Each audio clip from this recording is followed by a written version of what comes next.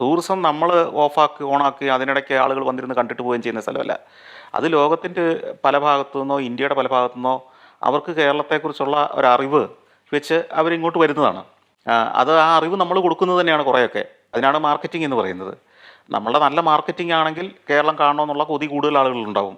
ഈ കൊതിയോടുകൂടി വരുന്ന ആളുകളെ ഇവിടെ വന്ന് സംതൃപ്തിപ്പെടുത്തുന്നുണ്ടെന്നുള്ളതാണ് ചോദ്യം. ഇപ്പം ഇന്നലെ ഞാൻ റിസർവ് ബാങ്കിലൊരു പരിപാടിയിൽ പങ്കെടുക്കാൻ പോയിരുന്നു, ഒരു ഫംഗ്ഷന്. അപ്പോൾ അതിൻ്റെ റിസർവ് ബാങ്ക് അവിടുത്തെ GM ഒരു നോർത്ത് ഇന്ത്യൻ ആണ്. അദ്ദേഹം എൻ്റെ അടുത്ത് പറഞ്ഞൊരു കാര്യം ഇതാണ്. അദ്ദേഹം പറഞ്ഞു, കേരളം എന്ന് പറഞ്ഞാൽ മനോഹരമായ സ്ഥലമാണ്, ഗംഭീര സ്ഥലമാണ്, ഇന്ത്യയിലെ ഏറ്റവും നല്ല ടൂറിസ്റ്റ് സാധ്യതയുള്ള സ്ഥലമാണ്. പക്ഷേ ഇവിടെ ഇൻഫ്രാസ്ട്രക്ചറും ഇല്ല, വൃത്തിയില്ല, ഒരു സ്ഥലവും ഒരു ടോയ്ലറ്റ് പോലും ഇല്ല. ഇത് ഒരു ഉത്തരേന്ത്യക്കാരൻ്റെ അഭിപ്രായമാണ്, ഒരു വിദേശിയുടെ അഭിപ്രായമല്ല. അപ്പം നമ്മളിപ്പോഴും കേരളത്തിലെ എല്ലാം തികഞ്ഞതാണ് ടൂറിസം എന്ന് സാധാരണക്കാർ പോലും വിശ്വസിക്കുന്നുണ്ട്. പക്ഷേ അതൊന്നും പോരാ. ഇനിയുള്ള കാലത്തെ ടൂറിസ്റ്റിന്, 70കളിലെ ടൂറിസ്റ്റിന് അത് മതിയായിരുന്നിരിക്കാം. തലമുറകൾ മാറി. ഇന്ന് സോഷ്യൽ മീഡിയയിലൂടെ ലോകത്തിൻ്റെ അത്ഭുതങ്ങളെല്ലാം കണ്ടുകൊണ്ടിരിക്കുന്ന, യൂട്യൂബിലൂടെ ഏത് ട്രാവൽ വീഡിയോ കണ്ടുകൊണ്ടിരിക്കുന്ന ഒരാൾക്ക് കേരളത്തിൽ വരുമ്പോൾ കേരളത്തിൻ്റെ 70കളിലെ അട്രാക്ഷൻസ് മാത്രം കൊടുത്താൽ ഇന്നും അവർ തൃപ്തരാവില്ല. അപ്പം പുതിയ അട്രാക്ഷൻസ് ഉണ്ടാവണം. ലോകനില നിങ്ങൾ ആരോടാണ് മത്സരിക്കുന്നത്? കേരളത്തിലേക്ക് വരുന്ന അതേ ദൂരം അതേ പൈസ മുടക്കിയാൽ ഇവർക്ക് ശ്രീലങ്കയിലെത്താം, മലേഷ്യയിലെത്താം, സിംഗപ്പൂരിലെത്താം, തായ്ലൻഡിലെത്താം, വിയറ്റ്നാമിലെത്താം എന്നിരിക്കെ, അല്ലെങ്കിൽ ദുബായിൽ ഇറങ്ങാൻ വഴിക്ക്, അല്ലെങ്കിൽ മാൽദീവ്സിൽ ഇറങ്ങാം, അല്ലെങ്കിൽ കെനിയയിലേക്കോ സൗത്ത് ആഫ്രിക്കയിലേക്കോ ഉഗാണ്ടയിലേക്കോ എത്യോപ്യയിലേക്കോ പോകാം എന്നിരിക്കെ എന്തിന് കേരളത്തിലേക്ക് തന്നെ ഇവർ വരണം? ഇവിടെ ഒന്നുമില്ലാത്ത എന്താണ് കേരളത്തിലുള്ളത്? ആ ചോദ്യത്തിനാണ് നമ്മൾ ടൂറിസം ഡിപ്പാർട്ട്മെൻറ്റും ഇവിടെ പ്രവർത്തിക്കുന്നവരും ഉത്തരം കണ്ടെത്തേണ്ടത്. അതിന് ചെറിയ പൊടിക്കൈകളൊക്കെ കാണിച്ച് നാട്ടിലെ ജനങ്ങളുടെ കയ്യടി മേടിക്കുന്ന ചില പ്രവർത്തനങ്ങൾ മാത്രം കാണിച്ചാലൊന്നും വിദേശികളെ പറ്റിക്കാൻ പറ്റില്ല. നമുക്ക് നാട്ടുകാരെ അല്ലെങ്കിൽ ലോക്കൽ ആളുകളുടെ ഒരു ജനക്കൂട്ടത്തെ ആകർഷിക്കുന്ന ചില ടൂറിസം സാധനങ്ങളൊന്നും കൊണ്ട് ഈ അമേരിക്കയിൽ നിന്ന് ഒരുത്തൻ വിമാനം പിടിച്ച് 3-4 ലക്ഷം രൂപ മുടക്കി അത് കാണാൻ ഇവിടെ വരില്ല. നമ്മളൊരു ടൂറിസം ഡെസ്റ്റിനേഷനെ ഡെവലപ്പ് ചെയ്യുമ്പോൾ ഒരു യൂറോപ്യൻ അല്ലെങ്കിൽ ഒരു ജാപ്പനീസ് ഒരു ടൂറിസ്റ്റിനെ ഇത് ആകർഷിക്കുക എന്നതായിരിക്കണം എൻ്റെ മാനദണ്ഡം. അല്ലാതെ എൻ്റെ പഞ്ചായത്തിലെ ഏറ്റവും ലോകം കാണാത്ത ഒരുത്തന് കൈയടിക്കുന്നുണ്ടോ എന്നുള്ളതായിരിക്കരുത് അതിൻ്റെ മാനദണ്ഡം. അങ്ങനെ കൈയടിച്ചാൽ അവൻ മാത്രമേ കാണാനുണ്ടാവുള്ളൂ. മനസ്സിലായില്ലേ?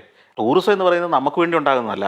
ലോകത്തിലെ ഏറ്റവും ലോകം കണ്ടിട്ടുള്ള ഒരാൾ വന്ന് ആസ്വദിച്ച് കൈയടിച്ചിട്ട് പോകുന്ന ഒരു ഡെസ്റ്റിനേഷനായി ഡെവലപ്പ് ചെയ്തെങ്കിൽ ലോകത്തിൻ്റെ ഒരു ഡെസ്റ്റിനേഷനായിട്ട് നമ്മൾ മാറുള്ളൂ. ഇല്ലെങ്കിൽ നമ്മൾ തന്നെ സദ്യ വെച്ച് നമ്മൾ തന്നെ ഗംഭീരമായി അഭിപ്രായം പറഞ്ഞ് ഏമ്പക്കവും വിട്ട് ഏറ്റുപോകുന്ന പോലെ ഇരിക്കും. ഇന്ത്യ ഒളിമ്പിക്സ് ഹോസ്റ്റ് ചെയ്യും എന്ന ഒരു തരത്തിലുള്ള പ്രചാരണങ്ങളൊക്കെ ആരംഭിച്ചിട്ടുണ്ട്.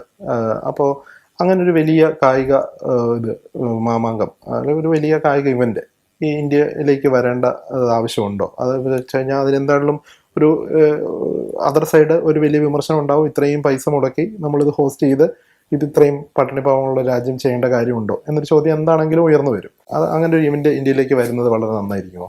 ലോകത്തിൻ്റെ ശ്രദ്ധ കിട്ടുന്ന ഏത് പ്രവർത്തനവും ഒരു നാട് ചെയ്യേണ്ടതുണ്ട്. ഞാൻ പറഞ്ഞല്ലോ, ഇത്ര ഇവന്റ് വേണോ എന്നുള്ളത് അതിസാധാരണക്കാരുടെ ഇടയിൽ ചർച്ച ചെയ്ത് തീരുമാനിക്കേണ്ട ഒരു കാര്യമല്ല. രാഷ്ട്രതന്ത്രജ്ഞന്മാരും രാജ്യത്തിൻ്റെ ഭാവിയെക്കുറിച്ച് ചിന്തിക്കുന്നവരും ഡിപ്ലോമാറ്റുകളും പ്രൊഫഷണലുകളും സംരംഭകരും ഒക്കെ കൂടെ ചേർന്ന് തീരുമാനിക്കേണ്ട ഇത് അല്ലേ? നമ്മൾ ഡെമോക്രസിയുടെ ഏറ്റവും വലിയ പ്രശ്നം ഏത് ആൾക്കും അഭിപ്രായം പറയാം. ആ അഭിപ്രായം പറയുന്ന ആൾക്ക് അതിൽ വൈദഗ്ധ്യമുണ്ടോ വീക്ഷണമുണ്ടോ എന്നുള്ളതൊരു പ്രശ്നമല്ല. വീക്ഷണമുള്ള ഇല്ലാത്തവർക്കും അഭിപ്രായം പറയാം.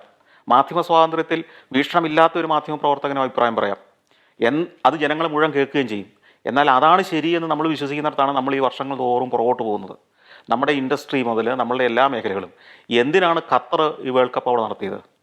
ഖത്തറിന് വേൾഡ് കപ്പ് നടത്തുന്നതിന് മുമ്പുണ്ടായിരുന്ന ഒരു ഇമേജാണോ ഇന്നുണ്ടാകുന്നത്? ലോകത്തിന് മുമ്പിൽ അഭിമാനബോധത്തോടെ ജീവിക്കുക എന്ന് പറയുന്നത് ജീവിതത്തിലെ ഏറ്റവും വലിയ കാര്യമാണ്. ഒരു പട്ടിണിപ്പാവങ്ങളുടെ നാടെന്ന് പറഞ്ഞ വാക്ക് ഇതേ പേരിൽ ഈ ലോകം മുഴുവൻ ഇന്ത്യ എന്നും അറിയപ്പെടുകയാണോ താങ്കളുടെ ആഗ്രഹം? അതാണോ നമ്മൾ വേണ്ടത്? അതല്ല, ഇന്ത്യ മാറിയിരിക്കുന്നു, ഇന്ത്യ ഗംഭീരമായ ഒരു രാജ്യമാണ്, ഇന്ത്യ ഒരു ഒളിമ്പിക്സ് വേണ്ടി വന്നാൽ നടത്താൻ കേപ്പുള്ള രാജ്യമാണെന്ന് അറിയിക്കലാണോ വേണ്ടത്? ഞാൻ പട്ടിണിപ്പാവമാണ്, ഞാൻ ദരിദ്രനാണ്, ഞാനിപ്പോഴും പട്ടിണിയാണ് എന്ന് ലോകത്തിന് മുമ്പ് വിളിച്ചു പറഞ്ഞ് എനിക്കിതൊന്നും വേണ്ടേ എന്ന് വിലപിക്കുന്ന ഒരു ജനക്കൂട്ടമായി നമ്മൾ മാറരുത്. അതിന് അപ്പുറം വരുന്ന തലമുറകൾ എന്തുകൊണ്ട് രാജ്യം വിട്ടു പോകുന്നു നിങ്ങൾ എന്നോട് ചോദിച്ചില്ലേ? ഇതാണ് എൻ്റെ കാരണം. ഈ പട്ടിണിപ്പാവങ്ങളുടെ നാട് എന്ന അഡ്രസ്സും പേർക്കൊണ്ട് നടക്കാൻ അവന് ഇഷ്ടമില്ല. അതുകൊണ്ടാണ് അവൻ സമ്പന്ന രാജ്യങ്ങളിലേക്ക് പോകുന്നത്. ആ അടുത്ത തലമുറ ഇവിടെ പിടിച്ചു നിർത്തണമെങ്കിൽ അവൻ അഭിമാനം തോന്നുന്ന, ആത്മവിശ്വാസം തോന്നുന്ന നിർമ്മിതികൾ ഇവിടെ ഉണ്ടാവണം, സംരംഭങ്ങൾ ഇവിടെ ഉണ്ടാവണം, വലിയ ഇവൻറ്റുകൾ ഇവിടെ ഉണ്ടാവണം. അതാണ് ചൈന പോലും ചെയ്യുന്നത്. എന്തുകൊണ്ടാണ് ചൈന ആ ഒളിമ്പിക്സിലൂടെ ലോകത്തെ ഞെട്ടിച്ചത്? എന്തുകൊണ്ടാണ് വേൾഡ് കപ്പിലൂടെ ഖത്തർ ലോകത്തെ ഞെട്ടിച്ചത്? അവൻ്റെ പ്രൊഫൈൽ മാറിപ്പോയില്ലേ? ഇത്രയൊക്കെ ചിന്തിക്കാൻ കഴിവുള്ളവരെ ഇതിൽ തീരുമാനമെടുക്കാൻ പാടുള്ളൂ. അത്രയുള്ളവരോട് മാത്രമേ അഭിപ്രായം ചോദിച്ചിട്ടും കാര്യമുള്ളൂ. നമ്മൾ ഈ അന്നന്നത്തെ അപ്പത്തിന് വേണ്ടി ബുദ്ധിമുട്ടുന്ന ഒരാളുടെ വീക്ഷണം അവന് നാളെ എങ്ങനെ അതിജീവിക്കും എന്നുള്ളത് മാത്രമായിരിക്കും.